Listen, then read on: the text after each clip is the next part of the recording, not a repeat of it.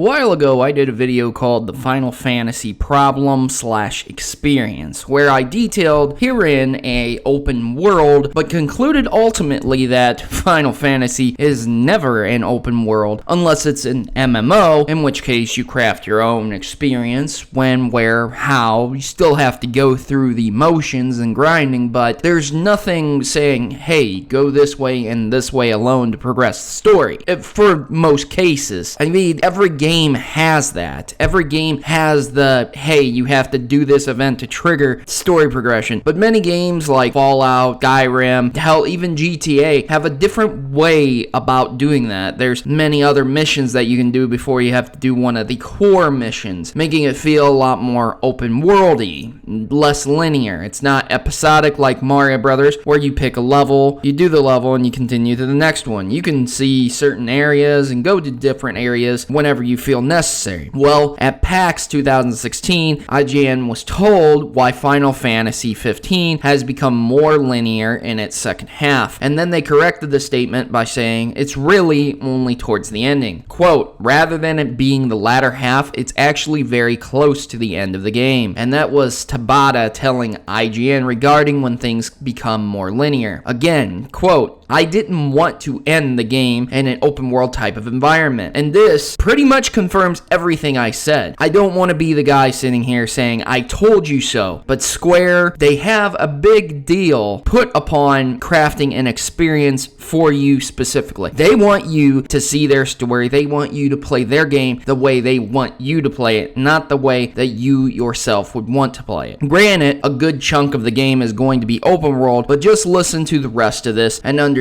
exactly what's going to be happening. He continued on. At the end of the game, when the main character and the enemy are going against one another, there is building in the story. I wanted to ensure that the last part was a little bit different from the open world environment and more of a packed, condensed type of gaming experience, i.e. not open world and more linear. Hence, I wanted you to experience what I wanted you to experience. He said, quote again, once the train sequence starts, the whole structure of the game changes drastically, where it really focuses on the story developments and developing in a fast-paced kind of fashion thereafter. So you won't be able to physically go back and forth between those two areas. That said, you will be able to go back to that open world environment through the menu. And so you still won't be able to not experience an open world. You'll still be able to experience the adventure that awaits you over there, which amounts to over 200 hours of gameplay. So that's still available to the player after the whole train sequence. It kind of episodically goes through the story and takes it up to the end. So once again, this game is going to be available on November 29th. But what does that mean? So there's a few key things I want to hit on here. And yeah, 200 hours of gameplay. According to who? Who is saying that there's 200 hours of gameplay? Because do you have a team of beta testers, alpha testers, who have said, yeah, it's going to take about 200 hours to get through the side story? In an open world game, it could be an infinite amount of time if the player decides to sit there and look at every little piece. If you're playing Fallout 4 and you want to look at every individual nook and cranny, look at the graphics, use mods and stuff like that, your open world experience could be way past 200 hours, okay? So 200 hours